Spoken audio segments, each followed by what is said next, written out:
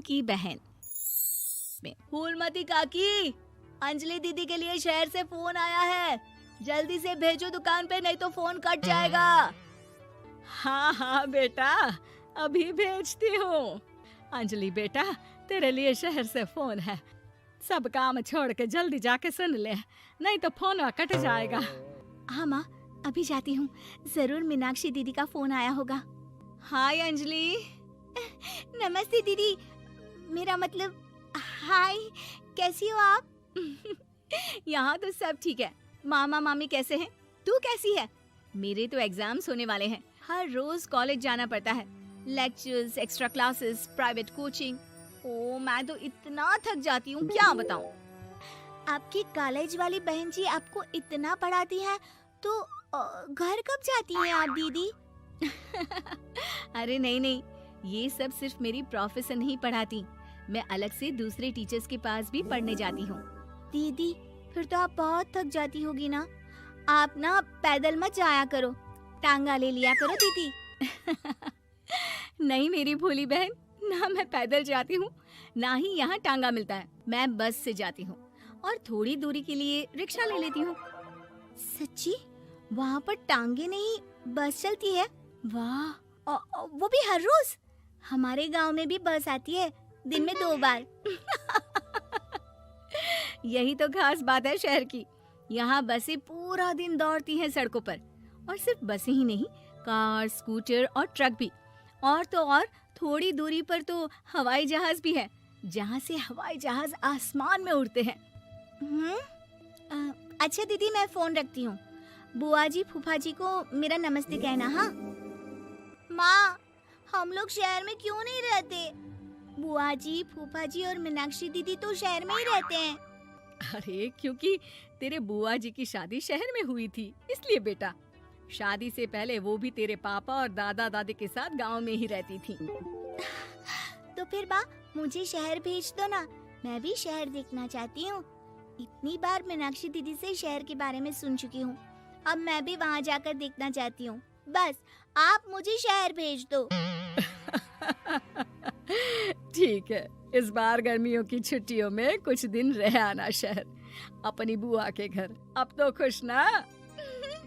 हाँ माँ, बहुत खुश।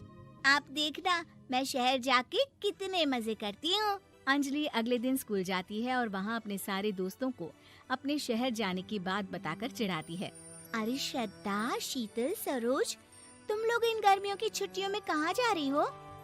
एकादशी वाले गांव के मेले में। हम तो दूसरे गांव में नानी के घर जाएंगे, उनका घर नहर के किनारे है, बड़ा मजा आएगा। हम इस बार कहीं नहीं जा रहे, बल्कि हमारे घर में रहने के लिए मेहमान आएंगे। और तू? अरे मेरा क्या है, मैं तो बस पास वाले शहर जा रही हूँ, अपनी बुआ जी के घर, वहीं रहूंगी कुछ दिन। तुम लोग चिंता मत करना, मैं चिट्ठी लिखूंगी तुम सबको वहाँ से। पापा मुझे तो चक्कर आ रहे हैं, जी घबरा रहा है। बेटा शहर आने की जिद भी तो तूने ही की थी, अब पहली बार बस में चढ़ी है तो यही होना था, भुगतो अब। अरे मामा जी, अंजलि, आप लोग आने से पहले बता तो देते, मैं लेने आ जाती बस स्टैंड तक। आओ आओ भैया, आओ बेटी अंजलि। माँ बुआ जी कैसे हैं वहाँ, और भाभी कैसी हैं? सब ठीक है, बस अंजलि जिद कर रही थी कुछ दिन आप लोगों के साथ रहने की, सो छोड़ने आ गया। दीदी आप मुझे शहर घुमाने ले जाओ ना, मुझे भी शहर देखना है। हाँ हाँ चल, तैयार हो जा जल्दी से। अंजलि तैयार होने जाती है और कुछ देर बाद जब बाहर आती है तो अरे ये क्या कर दिया तूने, मार्केट तक ही तो जाना है, इतनी डार्क रेड लिपस्टिक, इतने बड़े बड़े झुमके और चूड़ियां और चेहरे पर इतना सारा पाउडर। मेरी बहन ऐसे नहीं चलेगा, जा और ये सब हटा के आ। अरे कैसे, क्यों? मैंने शहर आने के लिए इतनी मेहनत से ये सब इकट्ठा किया था, और वैसे भी मैंने देखा है मोहल्ले की राधा काकी के टीवी पर एक फिल्म चल रही थी, उसमें हीरोइन ना ऐसे ही तैयार होकर जाती है घूमने। सब पता है मुझे, मैं तो ऐसे ही जाऊंगी दीदी। अंजलि शहर की चकाचौंध को देखकर बहुत हैरान और खुश होती है। ऊंची ऊंची इमारतें, सड़क पर दौड़ती गाड़ियाँ, बड़ी बड़ी दुकानें, उसकी एक्साइटमेंट का ठिकाना नहीं था। दीदी, ये छोटा सा कमरा सड़क के किनारे क्यों रखा है? इसमें कौन रहता होगा? ये कमरा नहीं, पीसीओ है, पीसीओ। यहाँ पर लोग फोन करने आते हैं, सिक्का डालकर। ओ, हमारे गांव में तो दुकान पे ही जाते हैं बात करने। अच्छा चल, तुझे रेस्टोरेंट में खाना खिलाने ले चलती हूँ। Excuse me, 2 plate noodles please and 2 Cola. Meenakshi को ऑर्डर प्लेस करते हुए अंजलि बहुत ध्यान से देखती है और थोड़ी ही देर में ऑर्डर लेकर वेटर आ जाता है और खाना टेबल पर रख देता है।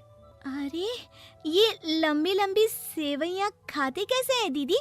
और इसके साथ कोई अचार, प्याज, मूली कुछ भी नहीं दिया, बस ये छोटा सा पेट खुजाने वाला दे दिया है। गांव में तो छोटे छोटे चावल ही होते हैं जो कि हाथ से ही खा लेती हूँ। अब इसे कैसे खाऊं दीदी? एक्सक्यूज मी, एक चम्मच प्लीज, और लिटिल प्याज और अचार और मूली और एक गिलास मट्ठा, वो बाद में। हाँ। अब ये सब सुनकर आसपास बैठे लोगों को हंसी आ जाती है। मीनाक्षी भी अपनी हंसी किसी तरह रोकने की कोशिश करती है और वेटर मुस्कुराता हुआ वहाँ से चला जाता है।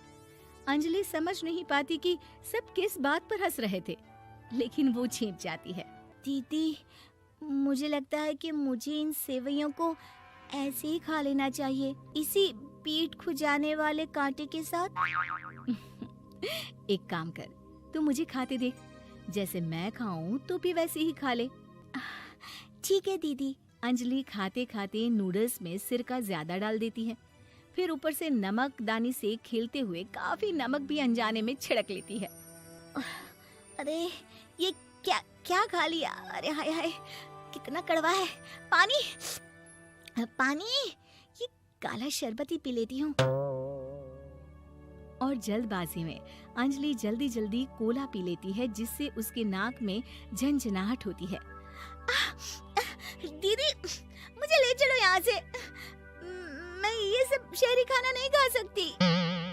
अब शर्म के मारे मीनाक्षी अपनी बहन को वापस घर ले जाती है और कहती है कि देख अंजलि, माना कि शहर और गांव एक दूसरे से बहुत अलग है, लेकिन इसका मतलब ये नहीं कि हमेशा शहर ही बेहतर हो और उस वजह से हमें वो सब करना पड़े जो हम नहीं कर सकते। शहर में सहूलतें तो हैं ही, पर चुनौतियां भी हैं। हम जहाँ भी रहें, हमें कभी अपने आप को कम या ज्यादा नहीं समझना चाहिए। और किसी भी नई जगह में ढलने में समय लगता है, उसके लिए तुम्हें दूसरों की नकल करने की कोई जरूरत नहीं है। बेटा, घूम लिया शहर या अभी और घूमना है? नहीं पापा, मैं अपनी गलती समझ गई हूँ, आप गांव ही ले चलिए मुझे।